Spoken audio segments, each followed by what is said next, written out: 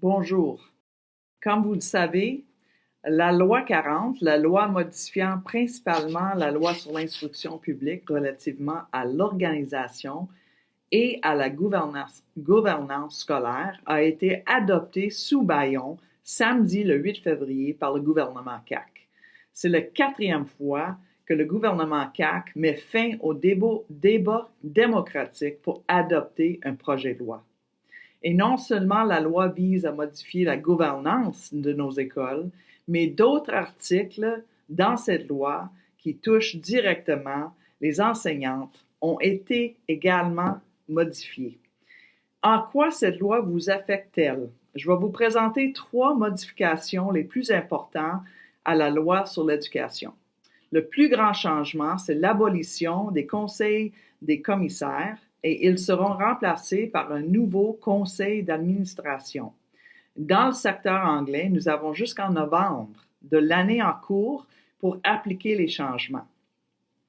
Regardez la composition du nouveau conseil d'administration. Entre 8 et 17 parents. Et dans le secteur anglais, les parents seront élus par le public.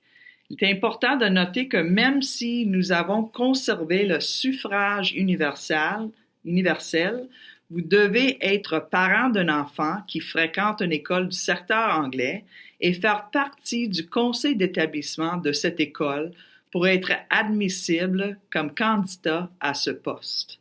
Par conséquent, puisqu'ils réduisent le nombre de candidats admissibles, il y a une atteinte à la démocratie.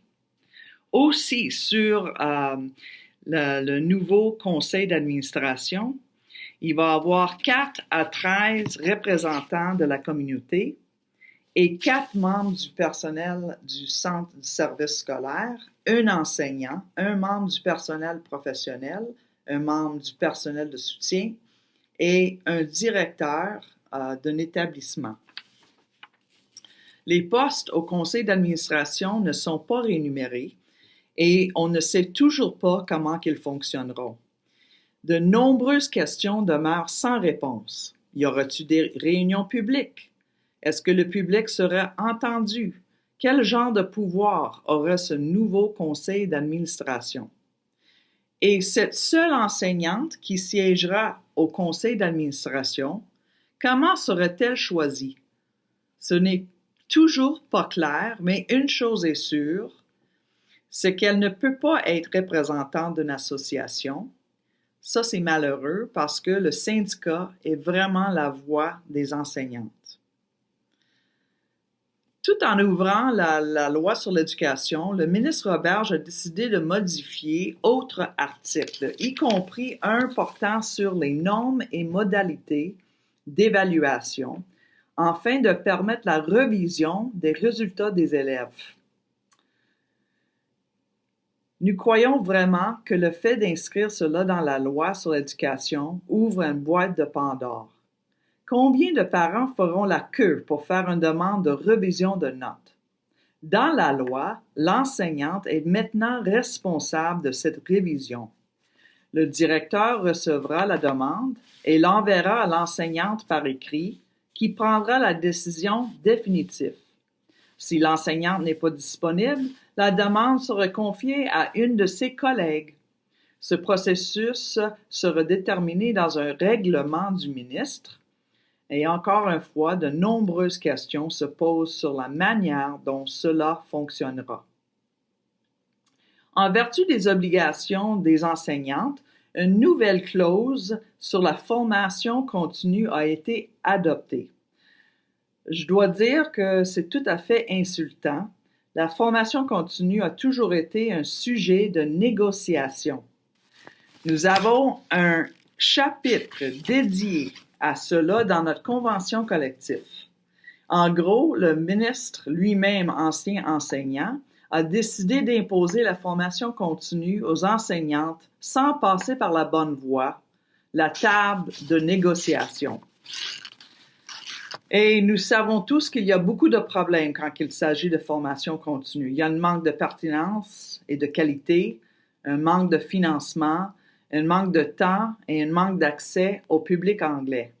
Les enseignantes utilisent leur temps libre pour rattraper leur retard au quotidien, car de plus en plus de responsabilités leur ont été confiées pendant la semaine de travail. À mon avis, cela démontre un manque total de confiance et j'ai déjà dit au ministre que si vous imposez la formation continue aux enseignantes, cela voudra dire que vous ne leur faites pas confiance. Regardez qu'est-ce que la loi dit. L'enseignant doit suivre au moins 30 heures d'activité de formation continue par période de 2 années scolaires, débutant le 1er juillet de chaque année impaire. Ça veut dire qu'à partir du 1er juillet 2021, tous les enseignants ont besoin de faire 30 heures d'activité de formation continue par période de 2 ans. Il choisit les activités de formation continue qui répondent le mieux à ses besoins. Et notez bien que c'est dit dans la loi, il choisit. On verra. Ce sont là quelques-uns des changements qui affecteront directement les enseignantes. Et la PEC vous apportera d'autres informations lorsque la loi sera officiellement transcrite. Sur une autre note, téléchargez l'application mobile de l'APEC. Nous sommes en train de l'améliorer et elle tiendra d'informations sur les négociations, la mobilisation et toute autre nouvelle importante. Merci.